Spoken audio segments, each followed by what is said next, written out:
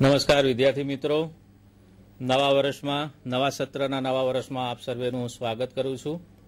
બાયસેક ઉપરથી પ્રસારિત થતા આપણા સંધાનના કાર્યક્રમની અંદર આ 2011-12ના વર્ષનું આપણું બોટનીનું પ્રથમ વ્યાખ્યાન છે.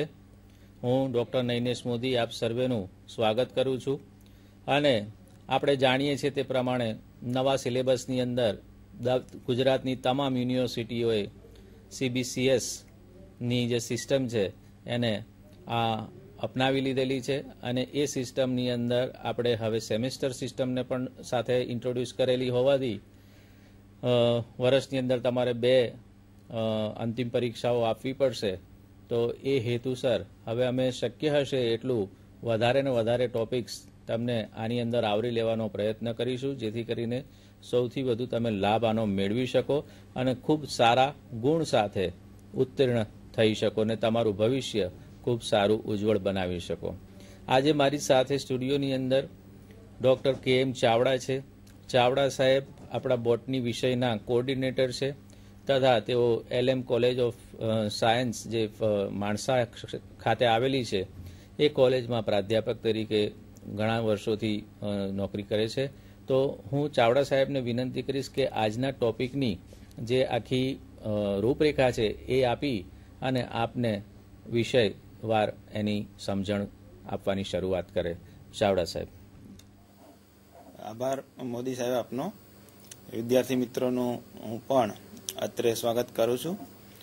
અને શરૂઆતમાં જ સરસ મજાનો વિદ્યાર્થીઓને રસ પડે તેવા ટોપિકથી આપણે ચાલુ શૈક્ષણિક વર્ષની શરૂઆત કરીએ છીએ.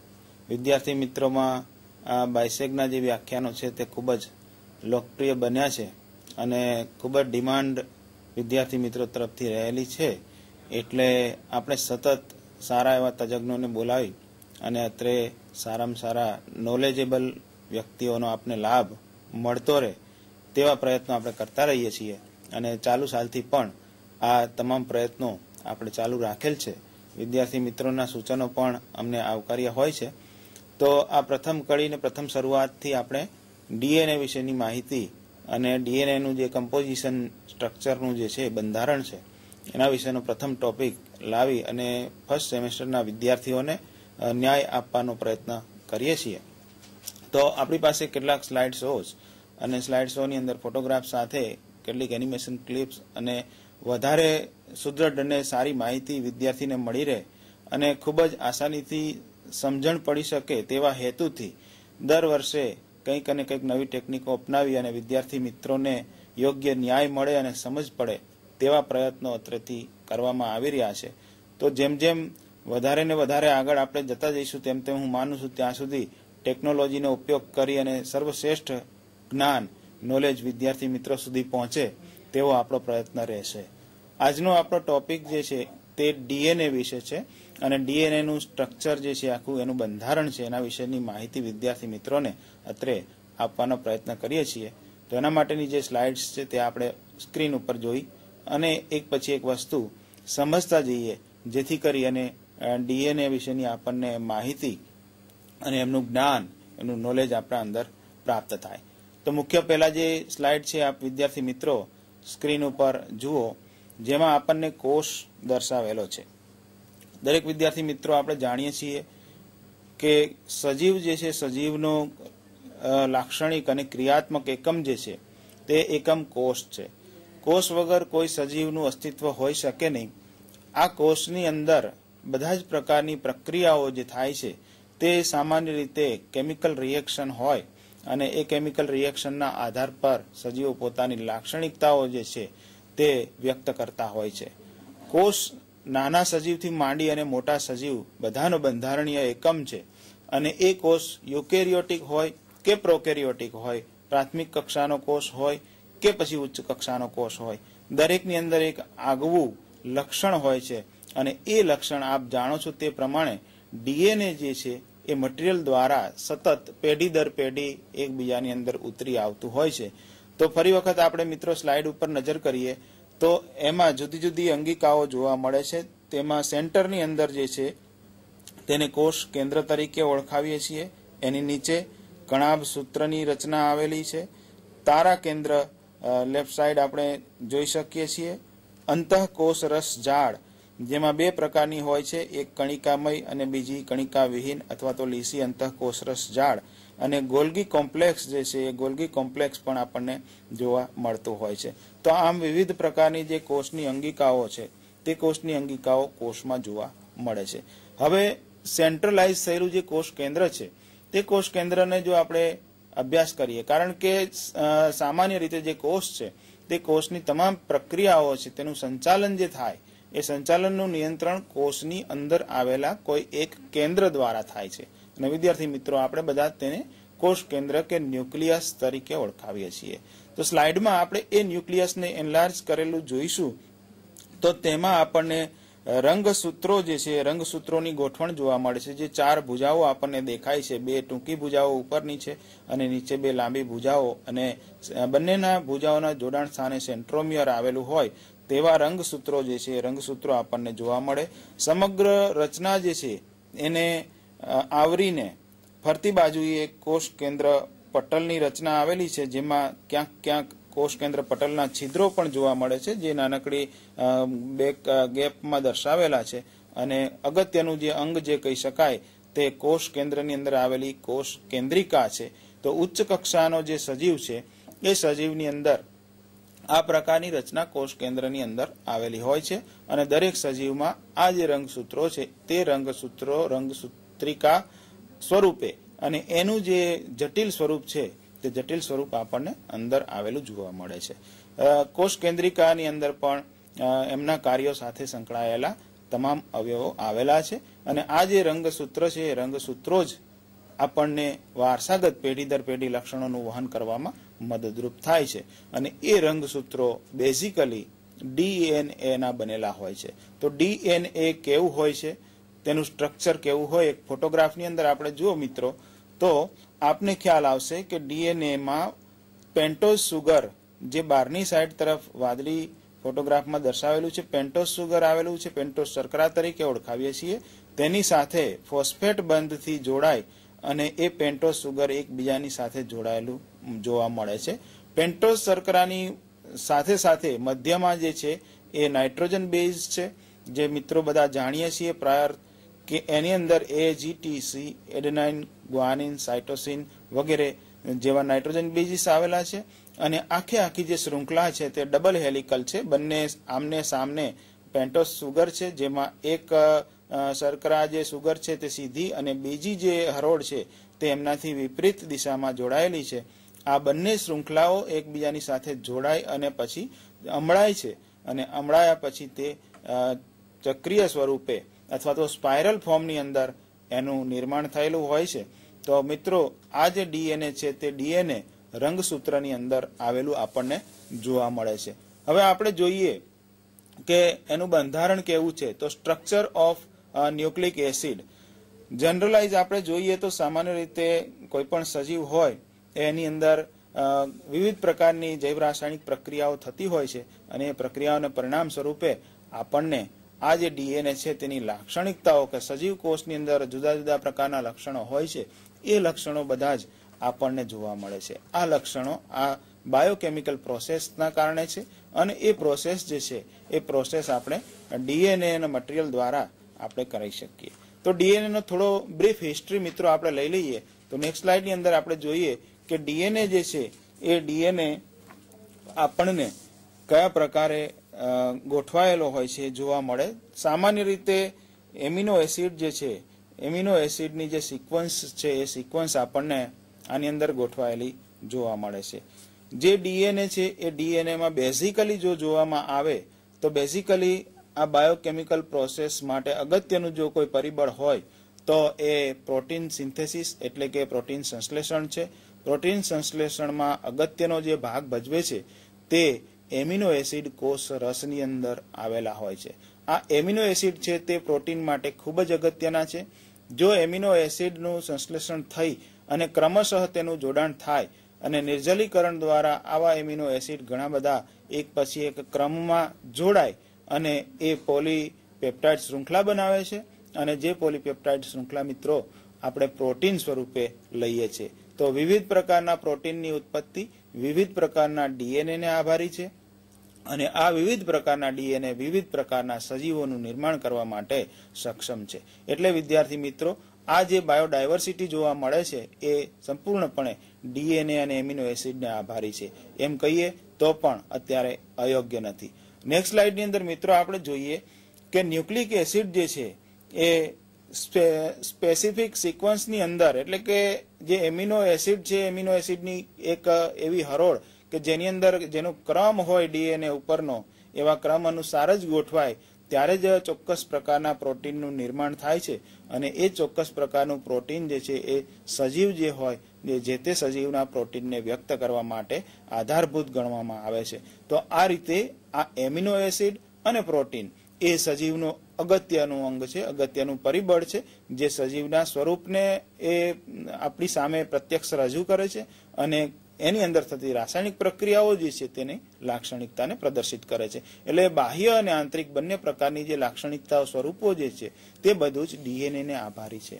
નેક્સ્ટ સ્લાઇડની અંદર મિત્રો આપણે જોઈએ તો જે એમિનો એસિડની સિક્વન્સ છે એ સિક્વન્સ જે છે એ એના ડીએનએના જે કેરેક્ટર છે એ કેરેક્ટર ઉપર આધારિત છે અને એના કારણે જ એની ગોઠવણ થતી જોવા મળે છે. તો આવા જે એમિનો એસિડ છે, એમિનો એસિડ આપણને ખૂબ જ અગત્યના પરિબળ તરીકે કોષમાં મળી આવે છે. ન્યુક્લિક એસિડ સામાન્ય રીતે ન્યુક્લિક એસિડ કોષ કેન્દ્રમાં જોવા મળ્યા છે. એટલે કોષ કેન્દ્રમાં જોવા મળ્યા હોવાથી એને ન્યુક્લિક એવું નામ આપવામાં આવેલું છે. જનરલી ન્યુક્લિક એસિડ જે છે એ ન્યુક્લિયસ એની અંદર છે, એટલા માટે પહેલા એને ન્યુક્લી કહેવામાં આવતા હતા અને ન્યુક્લિયાઈ ઉપરથી એને આપણે ન્યુક્લિક કહેવામાં આવ્યું. હવે આપણે મિત્રો જોઈએ કે ન્યુક્લિન જે છે એ ન્યુક્લિન એટલે કોષ કેન્દ્રની અંદરની રચના છે, એની અંદર આવેલું જે મટીરિયલ છે એને આપણે ડીએનએ તરીકે ઓળખાવીએ છીએ. તો અહીંયા આપણે ન્યુક્લિક એસિડ નામ આપવા પાછળનું કારણ માત્ર એટલું છે કે તે ન્યુક્લિયસમાં જોવા મળે છે. પેલા એને જનરલી ન્યુક્લિયાઈ તરીકે ઓળખતા હતા, પણ પછીથી એમને ન્યુક્લિક એસિડ નામ આપવામાં આવ્યું. આની પાછળ પણ એક કારણ જણાવ્યું છે કે ન્યુક્લિક એસિડ જે છે એનો ગુણધર્મ એસિડિક છે અને એસિડિક ગુણધર્મ હોવાને કારણે અને એની સાથે ફોસ્ફેટનું પણ જોડાણ થાય છે પેન્ટોસ શર્કરા સાથે, એટલા માટે આપણે એને ન્યુક્લિક એસિડ નામ આપ્યું. તો ડીએનએ એનું આપણે પૂરું નામ જોઈએ તો એ ડીઓક્સી રિબોઝ ન્યુક્લિક એસિડ છે. તો હવે પછીની આપણે સ્લાઇડ જોઈએ મિત્રો, તો એની અંદર થોડીક ઇન્ફોર્મેશન છે કે વર્ષ 1969 ની અંદર સ્વિસ વૈજ્ઞાનિક જે હતા જોન ફ્રેડરિક અને મેસર, એ લોકોએ પહેલા એન્ઝાઇમ જે છે પેપ્સિન નામનો ઉત્સેચક, એ ઉત્સેચક શોધ્યો અને એમણે કોષમાં દાખલ કર્યો. હવે આ જે ડીએનએ છે, ડીએનએ કોષ કેન્દ્રની અંદર આવેલા છે. હવે આ ઉત્સેચક જ્યારે એમણે દાખલ કર્યો ત્યારે આ ઉત્સેચક પાચક છે અને મોટા ભાગની કોષની અંગિકાઓ અને કોષની દિવાલ વગેરેનું પાચન કરી નાખે છે. તો આ બંને વૈજ્ઞાનિક મિત્રોએ અભ્યાસ કરીને જોયું કે આ ઉત્સેચકને કોષમાં દાખલ કરવામાં આવે તો કોષના તમામ અવયવો અંગિકાઓ જે છે તે નાશ પામે છે, પરંતુ કોષ કેન્દ્ર જે છે એની અંદર આવેલું ડીએનએ અને રંગસૂત્રો નાશ પામતા નથી. એટલે કે આ મટીરિયલ કોષથી કંઈક અલગ પ્રકારનું છે તેવું એમણે સાબિત કર્યું, જેથી કરીને આપણને પણ ખ્યાલ આવે કે જો કોષની અંગિકાઓ બધી નાશ પામતી હોય તો કોષ કેન્દ્ર પણ નાશ પામવું જોઈએ, પરંતુ એવું થતું નથી, જેના કારણે તે ડીએનએ નો એક અલગ ગુણધર્મ જે છે પ્રસ્થાપિત કરે છે. ત્યારબાદ એમને એસિડિક બેઝિકતા તેની તપાસવામાં આવી અને લેબોરેટરીમાં ખ્યાલ આવ્યો કે આ જે મટીરિયલ છે એ રંગસૂત્રો છે અને તે એસિડિક મટીરિયલ છે, જેથી કરીને એ લેબોરેટરી અંદર પ્રસ્થાપિત થયું કે આ ડીએનએ મટીરિયલ છે તે ડીએનએ મટીરિયલ એસિડિક છે અને ફોસ્ફેટ સાથે છે, એટલા માટે તેનું પાચન થતું નથી. અને મિત્રો ત્યાર પછી જ એનું આધુનિક નામકરણ જે DNA deoxy ribose nucleic acid તેવું નામકરણ આપવામાં આવ્યું. નેક્સ્ટ સ્લાઇડ મિત્રો આપણે જોઈશું. તો ખાસ કરીને મેઇન જે કમ્પોનેન્ટ છે, મુખ્ય બંધારણીય એકમ જે છે એ આપણે ક્રોમોઝોમ કે રંગસૂત્ર તરીકે તેને ઓળખાવીએ છીએ. આ રંગસૂત્રો જે છે એ બંધારણીય અને ક્રિયાત્મક એકમ છે, જે મૂળભૂત રીતે ડીએનએ નો બનેલો છે, પણ ડીએનએ ની આ જટિલ શૃંખલાઓ અમળાઈ અને ખૂબ જ નાનકડું સ્વરૂપ ધારણ કરી અને દરેક કોષની અંદર આ રંગસૂત્રો પોતાની આગવી અભિવ્યક્તિ લઈ અને જતા હોય છે. ખાસ કરીને જો આપણે ડીએનએ ની વાત કરીએ તો એની અંદર જે કંઈ પ્રયોગો થયા અને એ પ્રયોગોના કારણે એને જુદું જુદું નામકરણ આપવામાં આવ્યું. સમય જતાં જતાં નામકરણમાં બદલાવ પણ થવા લાગ્યા અને બદલાવ થયા પછી હાલના તબક્કે આપણને જીનેટિક્સની અંદર વિવિધ પ્રકારની જે શાખાઓ મળી તે આ ડીએનએના કારણે જ મળી છે. તો આપણે જોઈએ કે બધા આપણે જાણીએ છીએ કે આ જે ન્યુક્લિક એસિડ છે એ રંગસૂત્રોના બનેલા છે અને આ જે રંગસૂત્રો છે જો એમની ભુજાઓ ખોલવામાં આવે તો એ ભુજાઓમાં સ્પાઇરલ ફોર્મની અંદર આ જે ડીએનએ છે તે ડીએનએ આવેલું છે. એટલે કે ડબલ હેલિકલ શૃંખલા જે છે એ શૃંખલા અમળાય છે અને એ અમળાયેલી શૃંખલા ફરી વખત સ્પાઇરલ ફોર્મમાં એટલે કે સ્પ્રિંગ જેવા આકારની અંદર ગોઠવાઈ અને આખું રંગસૂત્ર જે છે એની રચના કરે છે. તો મિત્રો રંગસૂત્ર તો આપણે જોઈ શકીએ છીએ પણ એ રંગસૂત્રની કડીઓને જો ખોલવામાં આવે તો એ ખોલાયેલી જે કડીઓ છે એ ખોલાયેલી કડીઓ આપણને ડીએનએ સ્વરૂપે જોવા મળે છે. એટલે આપણે એનું નામકરણમાં આપણે જોઈએ તો બે પ્રકારના ન્યુક્લિક એસિડ જે છે એ આપણને મળે છે. પહેલું જે છે ડીઓક્સીરિબોઝ ન્યુક્લિક એસિડ જેને આપણે ડીએનએ સ્વરૂપે ટૂંકમાં ઓળખીશું અને બીજું જે છે તે રિબોઝ ન્યુક્લિક એસિડ છે જેને આપણે આરએનએ સ્વરૂપે ઓળખીશું. હવે આપણે જાણીએ છીએ કે આ જે ડીએનએ છે એ ડીએનએ બધા જ સજીવોમાં જોવા મળે છે. તો ખાસ કરીને આ બધા સજીવોમાં કયા સજીવો છે તો વાયરસ, બેક્ટેરિયા, વનસ્પતિઓ અને પ્રાણીઓ જે ઉચ્ચ કક્ષાના સજીવો છે એ ઉચ્ચ કક્ષાના સજીવોમાં જોવા મળે છે. એટલે આમ જોવા જઈએ તો પ્રાથમિક સજીવથી શરૂઆત કરીએ અને પછી ધીમે ધીમે ઉચ્ચ કક્ષાના સજીવો તરફ જતા જઈએ તો પણ આ સજીવો જે છે એ પોતે ડીએનએ ધરાવે છે એવું આપણે કહી શકીએ છીએ.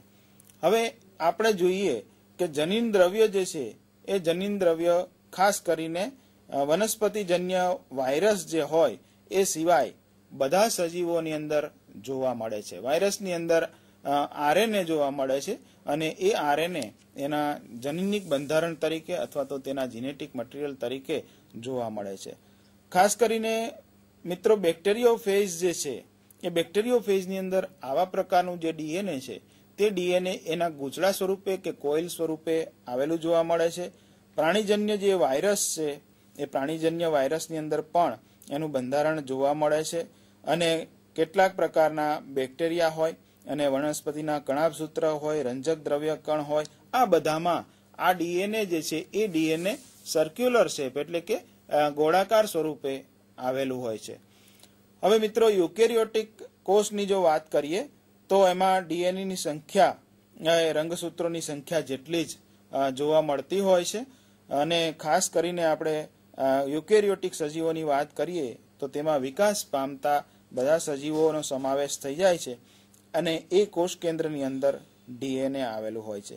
હવે એની અંદર આપણે એના જુદા જુદા આકારો અને જુદા જુદા પ્રકારો જો જોઈએ તો કેટલીક વખત આ ડીએનએ જે છે એ કોઇલ સ્વરૂપે છે, ગૂંચળા સ્વરૂપે છે, કેટલીક વખત એ થ્રેડ લાઇક એટલે કે દોરી જેવું જોવા મળે છે, ક્રોમેટિન સ્વરૂપે અને ન્યુક્લિયોપ્રોટીન સ્વરૂપે એ પ્રોટીનની સાથે બંધારણની અંદર આવેલા જોવા મળતા હોય છે. ડીએનએ અને આરએનએ આ બંને જે ડીઓક્સીરિબોઝ ન્યુક્લિક એસિડ અને રિબોઝ ન્યુક્લિક એસિડ એ જુદા જુદા સ્વરૂપે અને જુદા જુદા જગ્યાઓ ઉપર સજીવોની અંદર આવેલા હોય છે. ઘણી વખત ડીએનએ કોષ કેન્દ્રની અંદર જ હોય છે તેવું કહીએ છીએ પણ માઇટોકોન્ડ્રિયલ ડીએનએ પણ હોય છે. કણાભસૂત્રની અંદર પણ ડીએનએ આવેલું હોય છે. એમ કોષની અંદર જુદા જુદા સ્વરૂપે અને જુદી જુદી જગ્યાઓએ આ ડીએનએ આવેલું હોય છે. દાખલા તરીકે જોઈએ તો ઇકોલાઈ બેક્ટેરિયા જે છે એમાં 1000 માઇક્રોન લંબાઈનો એક વલયાકાર ડીએનએ આવેલો હોય છે. 1000 માઇક્રોન લાંબો એવો વલય જેવો છે અને ખાસ કરીને ન્યુક્લિક એસિડ મુખ્યત્વે કોષ કેન્દ્રમાં એ ઉપરાંત હમણાં કહ્યું તેમ કણાભસૂત્રની અંદર અને નીલકણની અંદર પણ આવેલું જોવા મળતું હોય છે. હવે આપણે મિત્રો જે ખાસ વાત કરવાની છે એ સ્ટ્રક્ચરની છે અને એનું બંધારણ જે છે એ કરવાનું છે. આજનો ટોપિક જે છે એ ખાસ કરીને ડીએનએ ઉપર વધારે ફોકસ કરવામાં આવેલો છે અને ડીએનએનું સ્ટ્રક્ચર અને ડીએનએનું બંધારણ જે છે એના વિશેની આપણે વિગતવાર વાત આગળ કરીશું. એટલે ખાસ કરીને જે મોલેક્યુલ્સ યુનિટ જે છે આખો અને એ મોલેક્યુલ જે છે એને મોલેક્યુલર બંધારણ જે છે એની પોલીન્યુક્લિયોટાઇડ શૃંખલા જે થાય એ શૃંખલા દ્વારા ડીએનએનું નિર્માણ થાય અને એ ડીએનએની શૃંખલાની અંદર કેટલા ઘટકો કેવી રીતે ગોઠવાયેલા છે, કઈ રીતે અમળાયેલા છે અને કયા સ્વરૂપમાં એ જોવા મળે છે તેનો એક આગવો ચિતાર પણ આપવાનો અત્રે પ્રયત્ન કરીશું, જેથી કરીને વિદ્યાર્થી મિત્રોને ડીએનએની મોલેક્યુલર ફોર્મ્યુલા અને મોલેક્યુલર બંધારણ પણ ખ્યાલ આવે. તો હવે આપણે એના પછીની સ્લાઇડ જોઈએ તો નેક્સ્ટ સ્લાઇડની અંદર આપણે જોઈશું તો એમાં ડીએનએ ખાસ કરીને બે ચેઇન દ્વારા જોડાયેલા છે અને એ બે ચેઇન એટલે કે શૃંખલા જે છે એ શૃંખલાઓ ખાસ કરીને ન્યુક્લિયોટાઇડ તરીકે ઓળખાય છે અને એ ન્યુક્લિયોટાઇડની જે બંને શૃંખલાઓ છે એ બંને શૃંખલાઓ એકબીજા સાથે અમળાય અને તેની રચના કરતા જોવા મળે છે. તો આ પ્રમાણે ડીએનએ જે મટીરિયલ છે ખાસ કરીને આપણે અહીંયા જોઈ શકો છો મિત્રો આપ કે બેક્ટેરિયોફેજ જે છે એના પ્રકારોમાં OX174S13F1 M13 એન્ડ પ્રોવાયરસીસ જે છે એ બધામાં ખાસ કરીને 2 હેલિક્સ ડીએનએ આવેલું હોય છે, એટલે કે એની ડબલ સ્ટ્રેન શૃંખલા એની અંદર આવેલી હોય છે. નેક્સ્ટ સ્લાઇડમાં પણ કેટલાક ઉદાહરણો છે જેની અંદર પણ આપ જોઈ શકશો કે જેની અંદર મોસ્ટ ઓફ ઓર્ગેનિઝમ જે છે એ બધા ડીએનએ મટીરિયલ ધરાવે છે, પણ ટીએમવી, પોલીમેલિટીસ વાયરસ, બેક્ટેરિયા વાયરસીસ જે છે F2 પ્રકારના, R17 પ્રકારના એ બધા આરએનએ જેનેટિક મટીરિયલ તરીકે ધરાવે છે, જ્યારે રિયો વાયરસ અને વાઉન્ડ ટ્યુમરના વાયરસ છે એમાં ડબલ હેલિકલ આરએનએ જોવા મળે છે. હવે મિત્રો આપણે જોઈએ કે જીનેટિક મટીરિયલ જે છે જીનેટિક મટીરિયલ ઓર્ગેનિઝમમાં કયા પ્રકારે આવે છે. તો ડબલ સ્ટ્રેન્ડ ડીએનએ છે એના કેટલાક ઉદાહરણો છે, સિંગલ સ્ટ્રેન્ડના કેટલાક ઉદાહરણો છે, ડબલ સ્ટ્રેન્ડ આરએનએ જે છે અને સિંગલ સ્ટ્રેન્ડ આરએનએ છે તેના પણ કેટલાક ઉદાહરણો છે. તો આની વિગતવાર જે વાત કરવાની છે વિગતવાર વાત કરવા માટે અત્રે મારી સાથે ઉપસ્થિત ડોક્ટર નૈનેશ મોદી સાહેબને હું વિનંતી કરું કે હવે પછીની વિગતવાર માહિતી વિદ્યાર્થી મિત્રોને આપ પીરશો તેવી મારી વિનંતી છે. મોદી સાહેબ. તો મિત્રો ચાવડા સાહેબે આપને જણાવ્યું કે ડીએનએ જે છે એ ડીએનએ આરએનએ આ બંને ન્યુક્લિક એસિડ્સ છે અને બંનેના સ્ટ્રક્ચરની અંદર ઘણી બધા તફાવત સાથે ઘણી બધી સામ્યતાઓ પણ છે.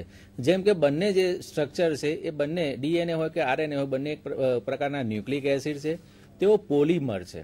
પોલિમરનો મતલબ શું થાય છે કે ભાઈ એક સરખા અથવા તો જુદા જુદા અણુઓ વધારે પ્રમાણમાં એકબીજા સાથે જોડાઈ અને જો લાંબી શૃંખલાનું નિર્માણ કરે તો આપણે એને પોલિમર કહેતા હોઈએ છીએ. તો ડીએનએની રચનાની અંદર પણ આવા પોલિમર, ડીએનએ પોતે પણ આવા પોલિમર છે, કારણ કે તેની રચનાની અંદર 3 પ્રકારના જુદા જુદા અણુઓ ભેગા થઈ અને ન્યુક્લિયોટાઇડનો અણુ બનાવે છે અને એ ન્યુક્લિયોટાઇડનો અણુ બીજા ન્યુક્લિયોટાઇડના અણુ સાથે જોડાય, ત્રીજા ન્યુક્લિયોટાઇડના અણુ સાથે જોડાય, ક્રમશઃ ન્યુક્લિયોટાઇડના અણુઓની આ રીતની લાંબી શૃંખલા બને અને એ જે લાંબી શૃંખલા બને એને આપણે પોલીન્યુક્લિયોટાઇડ કહીએ છીએ. તો આપણે પોલીન્યુક્લિયોટાઇડ કે ડીએનએની જો રચના સમજવી હોય તો એ સમજતા પહેલા આપણે એક ન્યુક્લિયોટાઇડના બંધારણમાં કેવા પ્રકારની રચનાઓ આવેલી છે પહેલા એ સમજવી પડે. તો આપણે સ્લાઇડની અંદર સૌ પ્રથમ જોઈએ તો કે ડીએનએ જે છે અથવા તો ન્યુક્લિયોટાઇડનો જે મોલેક્યુલ છે એ ન્યુક્લિયોટાઇડના મોલેક્યુલની અંદર 3 પ્રકારના જુદા જુદા ઘટકો રહેલા છે. તમે જો ન્યુક્લિયોટાઇડ 3 પ્રકારના જુદા જુદા ઘટકોનું બનેલું છે. પેન્ટોઝ શર્કરા છે, ફોસ્ફેટનો અણુ છે અને નાઇટ્રોજન બેઝ છે. હવે આ જે પેન્ટોઝ શર્કરા છે એ પેન્ટોઝ શર્કરા પણ આપણે જાણીએ છીએ, આ પેન્ટોઝ શર્કરા પછી વાત આવે, પણ પહેલા આપણે સુગર્સની વાત કરીએ તો 3 પ્રકારની શર્કરાઓ છે, મોનોસેકેરાઇડ, ડાયસેકેરાઇડ અને પોલીસેકેરાઇડ. તો તે પૈકીની જે મોનોસેકેરાઇડ શર્કરાઓ છે એ મોનોસેકેરાઇડ શર્કરાઓ કે જેની અંદર આપણે એક જ અણુ જોવા મળતો હોય તેવી મોનોસેકેરાઇડ શર્કરાઓ જે છે તે આના બંધારણમાં ભાગ લેતી હોય છે. હવે મોનોસેકેરાઇડ શર્કરાઓમાં કાર્બન પરમાણુ જે છે તેના આધારે તે શર્કરાનું નામ પડતું હોય છે. જો કાર્બનના 3 અણુ હોય તો તેને ટ્રાયોસ કહેવાય શર્કરાને. જો શર્કરાના બંધારણમાં 4 કાર્બન અણુ હોય તો ટેટ્રોસ, એ જ રીતે 5 હોય તો પેન્ટોસ, 6 હોય તો હેક્ઝોસ ને આમ આગળ જુદા જુદા નામથી શર્કરાઓ ઓળખાતી હોય છે. પરંતુ તે પૈકીની આ જે પેન્ટોઝ શર્કરાઓ છે જે મોનોસેકેરાઇડ છે અને તેમાં કાર્બનની સંખ્યા કેટલી છે? 5 છે. આવી શર્કરા જે છે તે આ ન્યુક્લિયોટાઇડના બંધારણમાં ભાગ ભજવતી હોય છે. હવે આપણે એ પણ જાણીએ છીએ કે ન્યુક્લિયોટાઇડના બંધારણમાં જોવા મળતી જે શર્કરાઓ છે એ શર્કરાઓ પણ બે પ્રકારની હોય. જનરલી શર્કરાઓ બે પ્રકારની હોય, આલ્ડોઝ પ્રકારની અને કીટોઝ પ્રકારની. તો અહીંયા આલ્ડોઝ પ્રકારની શર્કરા જે છે પેન્ટોઝ શર્કરા ડીએનએના બંધારણમાં કે આરએનએના બંધારણમાં માત્ર આલ્ડોઝ પ્રકારની શર્કરાઓ જ જોવા મળે છે. અને તે બે શર્કરાઓ છે ડીઓક્સીરિબોઝ શર્કરા અને રિબોઝ શર્કરા. બંને 5 કાર્બન ધરાવતી છે.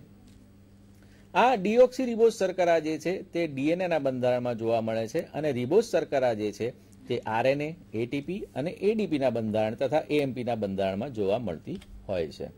હવે તમને અહીંયા આગળ બતાડેલા છે બે પ્રકારની શર્કરા. અહીંયા રિબોઝ શર્કરા દર્શાવેલી તમે જો આ પહેલો કાર્બન અહીંયા હોય, બીજો, ત્રીજો, ચોથો અને આ 5મો કાર્બન. તો આ 5 કાર્બન પૈકી આ જે બીજો કાર્બન જે છે તેના પર અહીંયા OH આવેલો છે. જો OH બીજા કાર્બન પર OH અને H આવેલા હોય તો તે શર્કરાને આપણે શું કહીએ છીએ? રિબોઝ કહીએ છીએ. પરંતુ જો આ OH ની જગ્યાએ અહીંયા આગળ H જ આવેલો હોય, એક ઓક્સિજન અહીંયાથી દૂર થયેલો હોય તો તેવી શર્કરાને આપણે ડીઓક્સીરિબોઝ શર્કરા કહીશું, જે ડીએનએના બંધારણમાં ભાગ ભજવશે. રિબોઝ શર્કરા છે તે આરએનએના બંધારણમાં ભાગ ભજવે છે. નાઇટ્રોજન બેઝની વાત કરીએ તો કે આ N એટલે કે નાઇટ્રોજન ધરાવતા અને રિંગ શેપના એટલે કે વલયાકાર ઓર્ગેનિક કમ્પાઉન્ડ છે અને એની અંદર કાર્બન, હાઇડ્રોજન, ઓક્સિજન મુખ્ય ઘટક તરીકે જોવા મળે છે. નાઇટ્રોજન બેઝ બે પ્રકારના છે મિત્રો, પ્યુરિન અને પિરિમિડિન. નાઇટ્રોજન બેઝમાં જે પ્યુરિન પ્રકારના નાઇટ્રોજન બેઝ છે તેના બે દ્રષ્ટાંત છે, એડેનિન અને ગ્વાનિન. જ્યારે પિરિમિડિન પ્રકારના નાઇટ્રોજન બેઝ જે છે તેના 3 દ્રષ્ટાંત છે. તમે જોઈ શકો છો, સાઇટોસિન, થાયમિન અને યુરેસિલ. તો આ રીતે આ સમૂચા જે નાઇટ્રોજન બેઝ છે એ નાઇટ્રોજન બેઝ બહુ અગત્યનો ભાગ ભજવે છે. આપણે બે વસ્તુઓ સમજ્યા, એક છે પેન્ટોઝ સુગર અને બીજી છે નાઇટ્રોજન બેઝ. તો પેન્ટોઝ સુગર બે પ્રકારની હતી, રિબોઝ અથવા ડીઓક્સીરિબોઝ. અને એ જ રીતે નાઇટ્રોજન બેઝ બી બે પ્રકારના છે, પ્યુરિન અને પિરિમિડિન. પરંતુ એમાં પ્યુરિન જે છે એના પાછા બે દ્રષ્ટાંત છે, એડેનિન અને ગ્વાનિન, જ્યારે પિરિમિડિનના 3 દ્રષ્ટાંત છે, સાઇટોસિન, થાયમિન અને યુરેસિલ. તો આગળ આપણે વાત કરીએ તો કે પ્યુરિન નાઇટ્રોજન બેઝ છે એના બંધારણમાં 2 વર્તુળ જોવા મળે છે અથવા તો 2 રિંગ જોવા મળે છે, બરાબર. અને એમાં 5 મોલેક્યુલ કાર્બનના જોવા મળતા હોય છે. 2 દ્રષ્ટાંત આપણે અગાઉ જોઈ ચૂકેલા છે. તમને અહીંયા આગળ સ્લાઇડની અંદર દર્શાવેલું છે. આ ઉપરના જે 2 છે એ એડેનિન અને ગ્વાનિનના બંધારણ છે. તમે જોઈ શકો છો, એડેનિન અને ગ્વાનિન બંનેની અંદર આવી 2 રિંગ આવેલી છે. એમાં એક ષષ્કોણ જેવી હોય છે અને એક પંચકોણ હોય છે.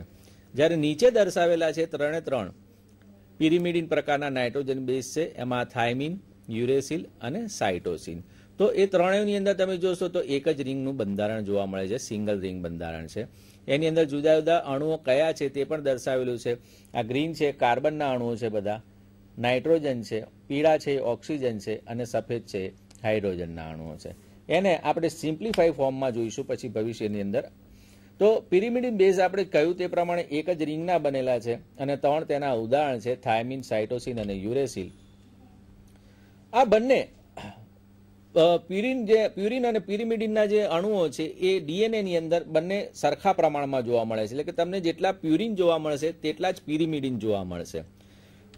તમે જોઈ શકો છો કે એડેનિન અને થાયમિન જે છે એ બંને સરખા પ્રમાણમાં હોય છે ડીએનએમાં, કારણ કે ઓલવેઝ એડેનિન સાથે થાયમિન જોડાતો હોય છે અને ગ્વાનિન સાથે હંમેશા સાઇટોસિન જોડાતો હોય છે. એટલે જેટલા એડેનિન હશે એટલા જ થાયમિન હશે.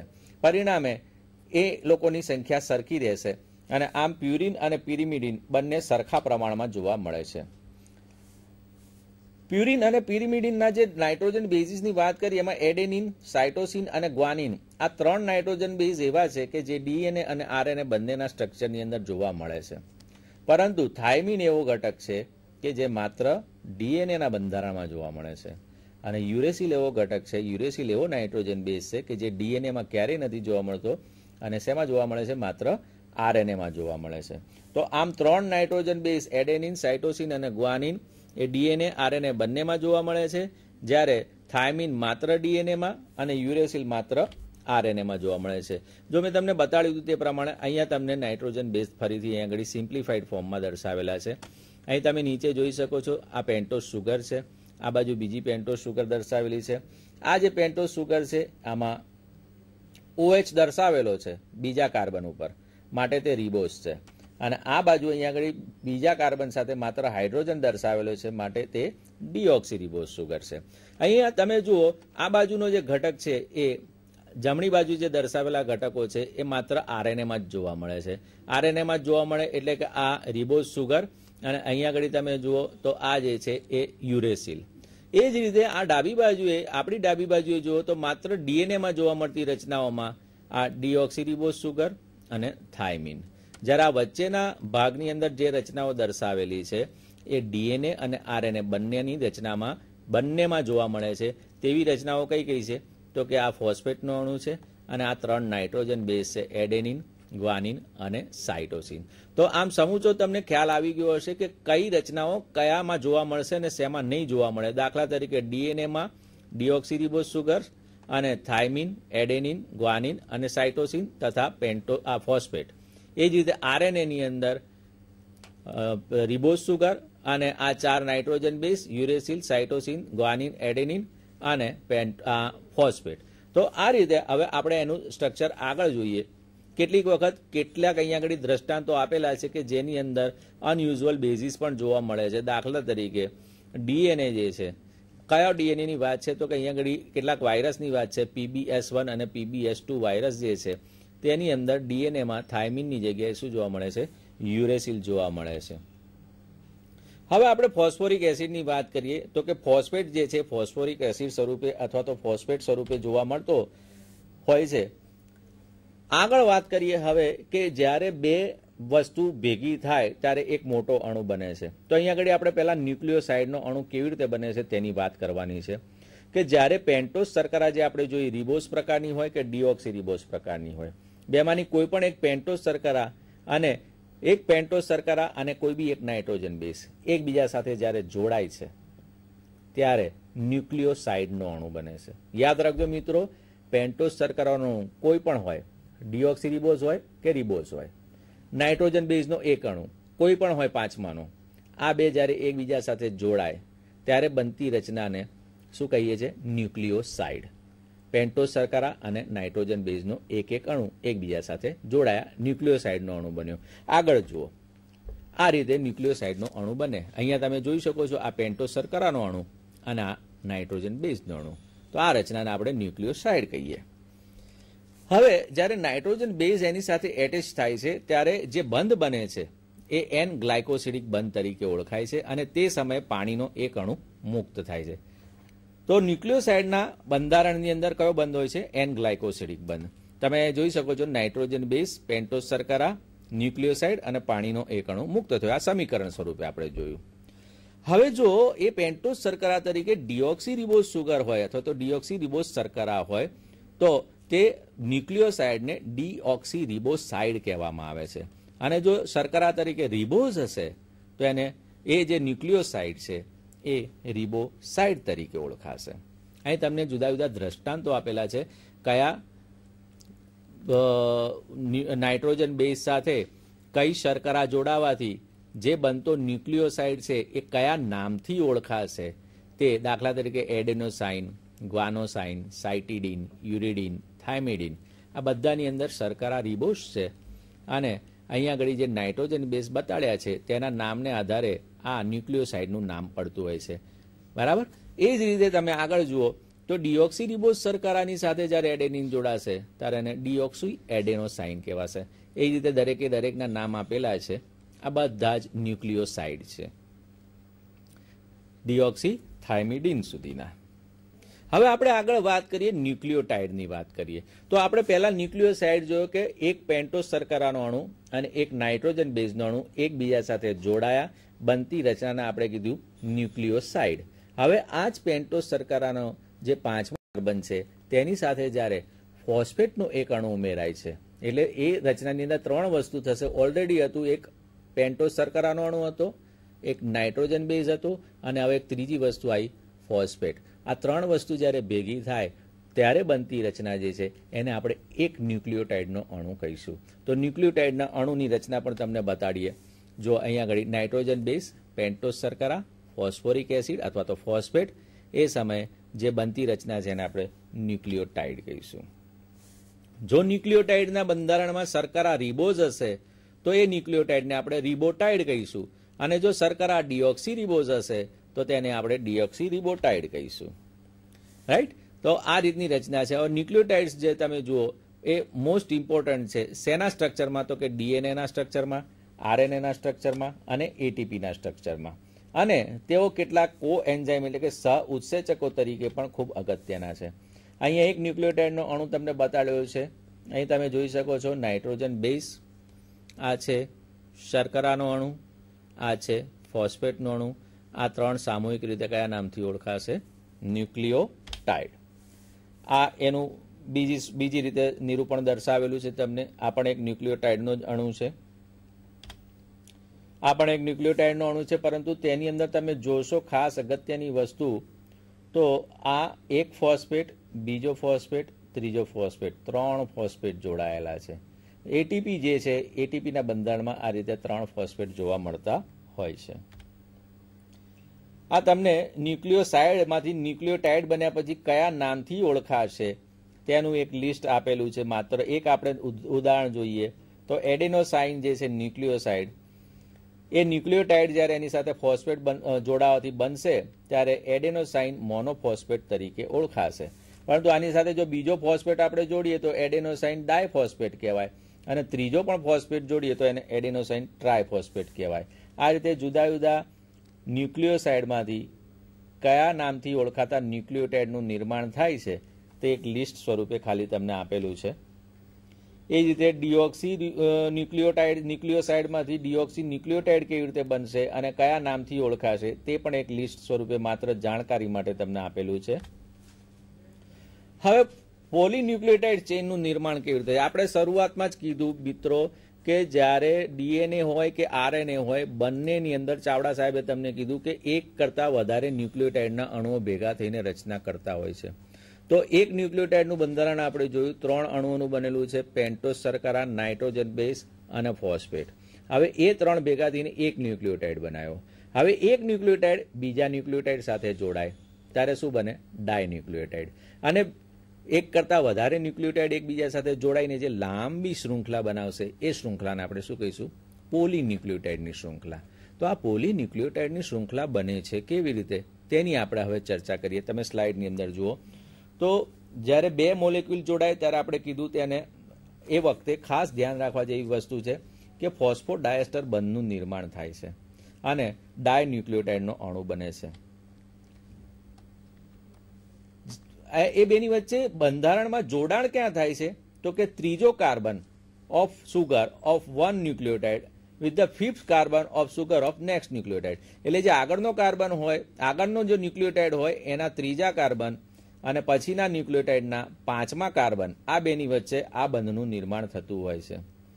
અને જ્યારે ઘણા બધા આવા અણુ એકબીજા સાથે જોડાય ત્યારે પોલીન્યુક્લિયોટાઇડની શૃંખલા બનતી હોય છે. અને આવી પોલીન્યુક્લિયોટાઇડની જે શૃંખલા છે એ ન્યુક્લિક એસિડના બંધારણમાં ખૂબ મહત્વનો ભાગ ભજવતી હોય છે. તો આમ ન્યુક્લિયોટાઇડના મહાઅણુ સ્વરૂપે આપણે પોલીન્યુક્લિયોટાઇડને જોતા હોઈએ છીએ. મિત્રો અહીંયા આગળ હવે આ તમે બરાબર ધ્યાનથી જોઈ લેજો. આ ડીએનએની અંદર જોવા મળતી પોલીન્યુક્લિયોટાઇડ શૃંખલાની રચના દર્શાવેલી છે. આ નાઇટ્રોજન બેઝનો અણુ દર્શાવ્યો, આ પેન્ટોસ સુગર પહેલો, બીજો, ત્રીજો, ચોથો અને 5મો કાર્બન, અને આ ફોસ્ફેટનો અણુ તમે જોઈ શકો છો. આ એક લાલ કલરનો જે આખો છે એ ન્યુક્લિયોટાઇડનો અણુ, જેની અંદર પેન્ટોસ શર્કરા અને નાઇટ્રોજન બેઝનું જોડાણ બતાડ્યું. એન ગ્લાયકોસિડિક બોન્ડ જે આપણે કીધેલો એ અહીંયા આગળ બને. અહીંયા આગળ તમે જુઓ તો કે ફોસ્ફેટનો અણુ છે, આ ઓક્સિજનનો અણુ છે, અહીંયા બીજો ઓક્સિજનનો અણુ અને આ ફોસ્ફેટનો અણુ. તો આ ફોસ્ફેટના 2 બાજુએ 2 ઓક્સિજનના અણુઓ આવેલા હોવાથી આ બંધને ફોસ્ફોડાયએસ્ટર બંધ કહે છે. તો અહીંયા આગળ આ ફોસ્ફેટના અણુઓ આ રીતે જોડાયેલા હોય છે. અને આ એક ન્યુક્લિયોટાઇડનો અણુ, આ બીજા ન્યુક્લિયોટાઇડનો અણુ, ત્રીજો ન્યુક્લિયોટાઇડનો અણુ, આ રીતે ક્રમશઃ આ ફોસ્ફેટ અને કાર્બનની મદદથી જોડાયેલા હોય છે. સુગર અને ફોસ્ફેટ આ રીતે એક જ ક્રમમાં આવેલા હોય છે, જ્યારે નાઇટ્રોજન બેઝ તમે જોશો તો આ રીતે આડા ગોઠવાયેલા હોય છે. તો આમ તમને આના ઉપરથી થોડોક વધારે આઈડિયા આવ્યો હશે.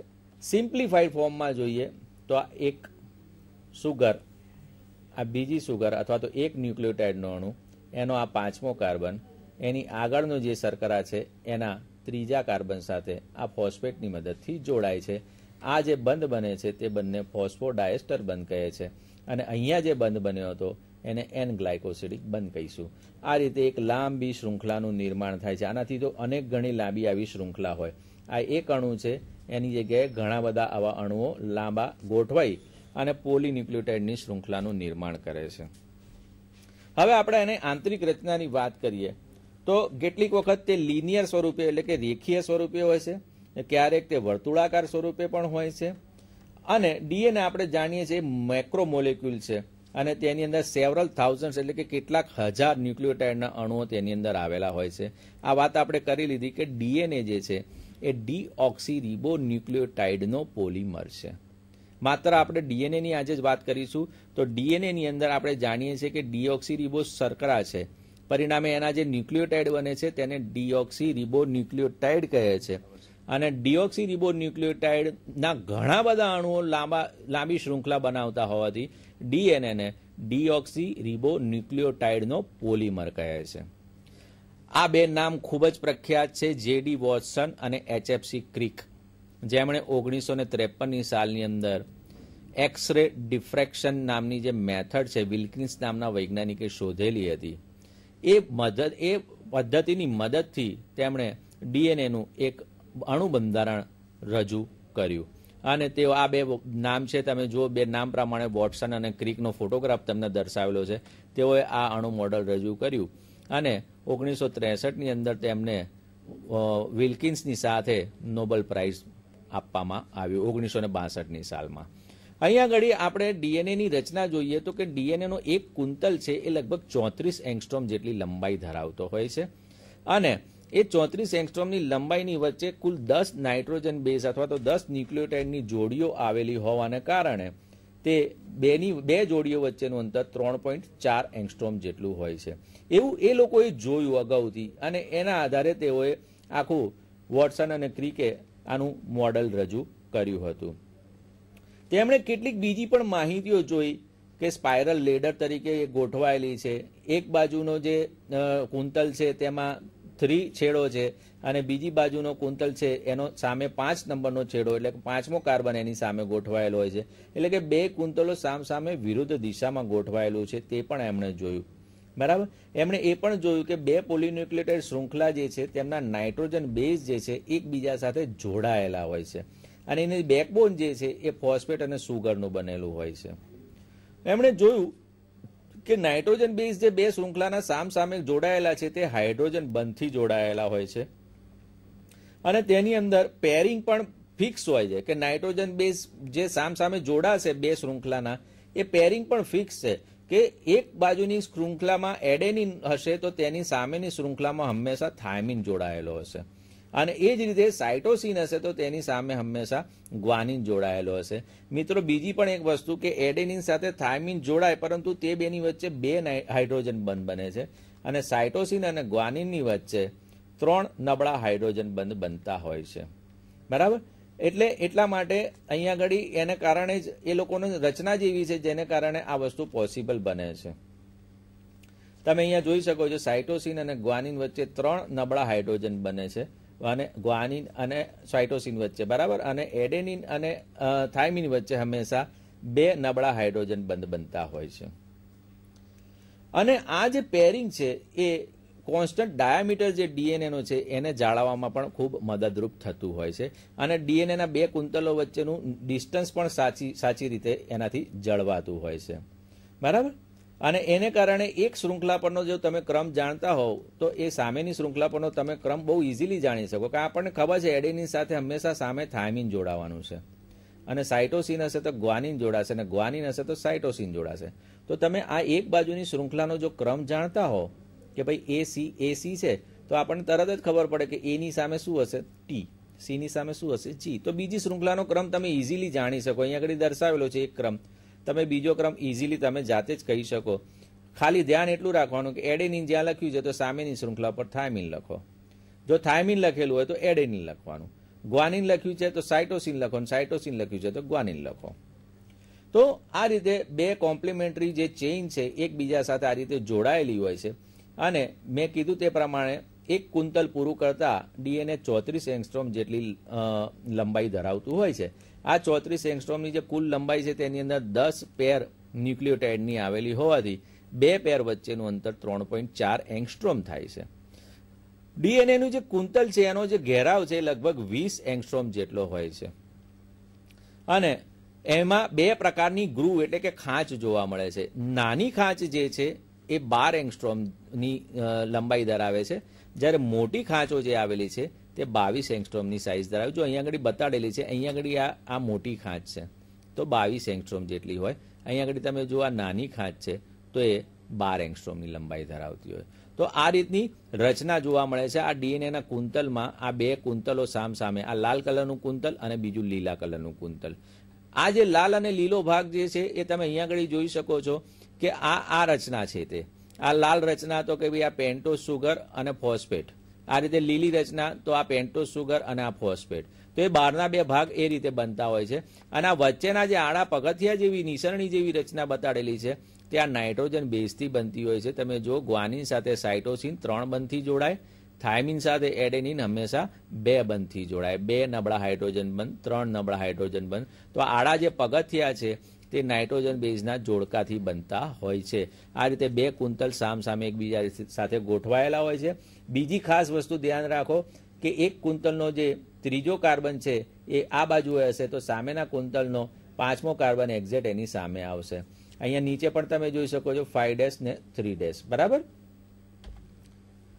આ એની ફરીથી ગોઠવણ બતાડેલી છે કે ભાઈ આ ફોસ્ફેટ છે, sugar, phosphate, sugar, phosphate, sugar, phosphate, sugar, આ રીતે ક્રમમાં ગોઠવાયેલા અને એમની સાથે નાઇટ્રોજન બેઝ જુદા જુદા ક્રમમાં ગોઠવાયેલા હોય. અને એ જ રીતે સામે પાછો અહીંયા થાઇમિન હોય તો સામે આ 2 હાઇડ્રોજન બનાવી અને એડેનિન વાળો ન્યુક્લિયોટાઇડનો અણુ જોડાયેલો હોય છે.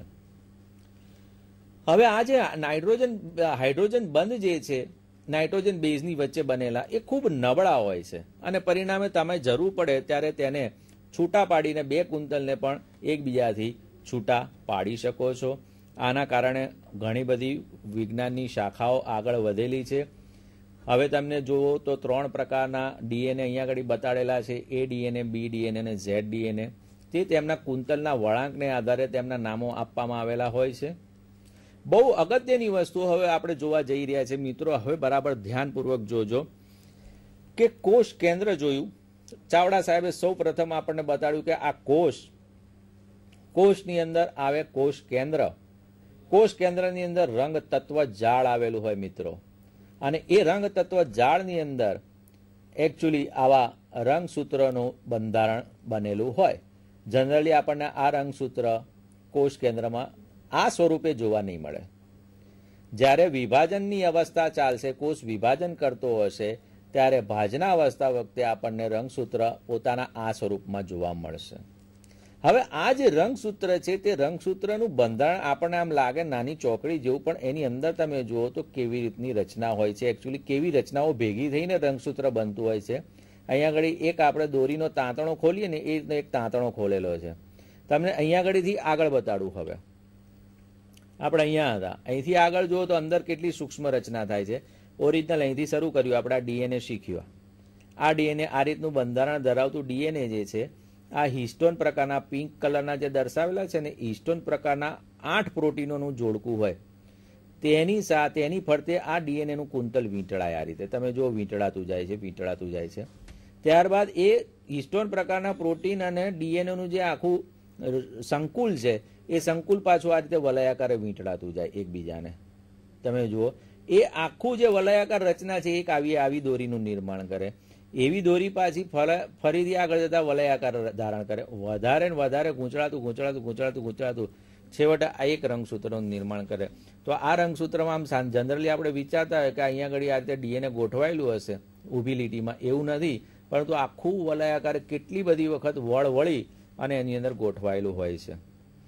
આ વધારે ડિટેલ બતાડ્યું તમને. ડીએનએ, હિસ્ટોન પ્રકારના પ્રોટીન, 8 પ્રોટીનો ભેગા થઈ અને એક સંકુલ બનાવે.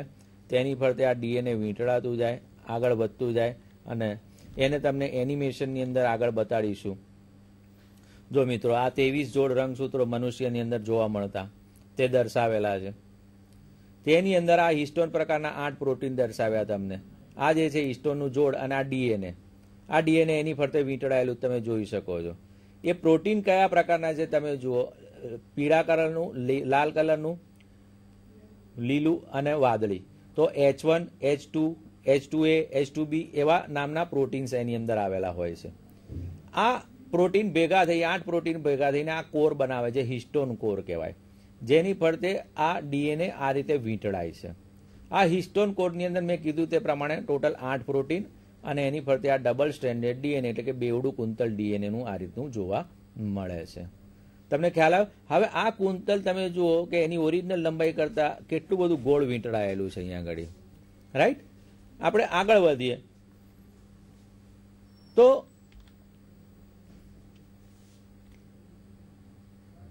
એના પછીની આપણે સ્લાઇડ જોઈએ. તો એના પછીની સ્લાઇડની અંદર તમને હું બતાડું તો આનાથી પણ વધારે સારું આપણી પાસે પ્રેઝન્ટેશન છે. તો હા, તમે જોઈ શકો છો આ સ્લાઇડની અંદર, રાઈટ? તો અહીંયા તમને હું બતાડું તો ડબલ સ્ટ્રેન્ડેડ જે ડીએનએ છે એ double stranded DNA histone protein ફરતે વીંટળાય. કોઈ હિસ્ટોન પ્રોટીન કેટલા છે મેં બતાડ્યા, H2A, H2B, H3 અને H4. આ 4 પ્રકારના પ્રોટીનમાં H3 અને H4 જે છે એ ડબલ ડબલ છે. એ બંને એટલે એ 4 એકબીજા સાથે જોડાઈ જશે, આ 4 અને એક ટેટ્રોમિયર બનાવશે. જ્યારે આ H2A અને H2B એક જોડાશે એકબીજા સાથે અને ડાયમર બનાવશે. અને આ રીતે 8 ભેગા થઈ અને એક હિસ્ટોન કોર બનાવશે. તેની ફરતે પેલું આપણે કીધું હતું તે પ્રમાણે શું ગોઠવાય છે, ડીએનએનું કુંતલ આની ફરતે વીંટળાઈ જશે. એ કુંતલ વીંટળાઈ અને આગળ વધતા પાછું મેં તમને દર્શાવ્યું હતું તે રીતે વધારે ને વધારે ગોળ ગોળ વીંટળાતું જતા તમે જોશો તો એક ડીએનએ આખું નિર્માણ પામશે. તો એ ડીએનએ જે છે એ ડીએનએ અને આ હિસ્ટોન પ્રકારના પ્રોટીન બધું ભેગું થઈ અને એક રંગસૂત્રનું નિર્માણ કરે છે, જે રંગસૂત્ર વચ્ચે એક સેન્ટ્રોમિયર એટલે કે રંગસૂત્ર કેન્દ્રથી એકબીજા સાથે જોડાયેલું રહે છે. તો મિત્રો, હજી એટલી બધી માહિતી ડીએનએની તમને આપવા જેવી લાગે છે, પરંતુ હવે મને એવું લાગે છે કે ભાઈ એક સામટું આપણે ખાઈએ તો પણ તકલીફ પડે આપણને. એટલે આજનું જે આપણું કામ છે એટલું તમે બરાબર પહેલાં તૈયાર કરો. ભવિષ્યની અંદર ફરી ડીએનએની આંતરિક રચનામાં આપણે વધારે ઊંડા ઉતરી અને એના વધારે આયામો તમારી સામે અમે મૂકવાનો પ્રયત્ન કરીશું. આજે આપણે આટલું રાખીએ છીએ અને નેક્સ્ટ ટાઈમ આપણે જ્યારે ફરી ભેગા થઈશું ત્યારે ડીએનએ અથવા તો આરએનએના પ્રકાર, ડીએનએનું એનું જે રેપ્લિકેશન છે તે, પ્રોટીન સંશ્લેષણ છે, એટલે જનીન વિદ્યાના જુદા જુદા જે રસપ્રદ ટોપિક્સ છે એના વિશે આગળ વાત કરીશું. સાથે સાથે દર અઠવાડિયે જુદા જુદા વિષયો, જુદા જુદા ટોપિક્સ ઉપર આપણા બોટનીના તમને લેક્ચર્સ એટલે જુદા જુદા સારા ખ્યાતનામ જે વ્યાખ્યાતાઓ છે આપણા ગુજરાતના તેમને બોલાવીને આપની સમક્ષ રજૂ કરવાનો પ્રયત્ન કરીશું. હું ચાવડા સાહેબને કહું છું કે ચાવડા સાહેબ આપ વિદ્યાર્થીઓને 2 મિનિટ સહેજ માર્ગદર્શન આપો. વિદ્યાર્થી મિત્રો, આ વર્ષે ચાલુ સાલે પણ આપણે જે બધું આયોજન કર્યું અને શરૂઆત કરી છે ત્યારથી વિદ્યાર્થી મિત્રોને ખૂબ જ સારા વિષયો અને જેમાં ખરેખર જરૂરિયાત છે તેવા વિષયોને જ ખાસ કરીને પસંદ કરવામાં આવશે. વાર્ષિક આયોજન હવે સેમેસ્ટરને અનુલક્ષીને જ્યારે કરવાનું આવે છે અમારા ભાગે, ત્યારે વિદ્યાર્થી મિત્રોને સારામાં સારો ટોપિક અને જે ટોપિક થોડો અઘરો લાગતો હોય તેવો હોય તો એની જે પ્રાથમિક સમજ અને વિગતવાર માહિતી બહુ આસાનીથી મળી રહે એવા પ્રકારના વિદ્યાર્થી મિત્રો અમારા તરફથી પ્રયત્નો રહેશે. હજુ આપણે ત્યાં ફૂલ ફ્લેજમાં સેમેસ્ટર અને CBCS ઇમ્પ્લિમેન્ટેશન થતાં 3 વર્ષ લાગશે, કારણ કે એક વર્ષમાં 2 સેમેસ્ટર એવું એક વર્ષ હવે શરૂ કર્યું છે અને એની સાથે સાથે SYBSc અને TYBSc પણ મિત્રો ચાલી રહ્યું છે. એટલે કેટલીક વખતે કેટલાક સિલેબસ જે હોય તે નવા કોર્સની અંદર આવેલા હોય, ટોપિક્સ એવા જૂનામાં પણ હોય અને એવી રીતે એ ટોપિક્સ ક્યારેક ઓવરલેપ થાય તો એને કોમન કરીને અત્રે આપવાનો પ્રયત્ન કરીશું. એટલે વિદ્યાર્થી મિત્રો, ખાસ આપને અનુલક્ષીને અને આપના સેન્ટ્રિક એટલે કે આપને કેન્દ્ર સ્થાનમાં રાખી અને સમગ્ર ટોપિકનું આયોજન કરવામાં આવશે અને વર્ષ પ્રમાણે આપણે સેમેસ્ટર પ્રમાણે એમને પણ ભારણ આપીશું અને વર્ષ પ્રમાણે બીએસસીમાં સેકન્ડ યર અને થર્ડ યરને પણ ભારણ આપીશું. મને લાગે છે કે બધાને સંપૂર્ણ સરખો ન્યાય મળી રહેશે એવો અમારો બંને મિત્રોનો પ્રયત્ન હશે. તો વિદ્યાર્થી મિત્રો, આપનો ખૂબ ખૂબ આભાર. આવતા બુધવારે નવા ટોપિક સાથે અને નવા વક્તાઓ સાથે ફરી મળીશું. આભાર. આવજો.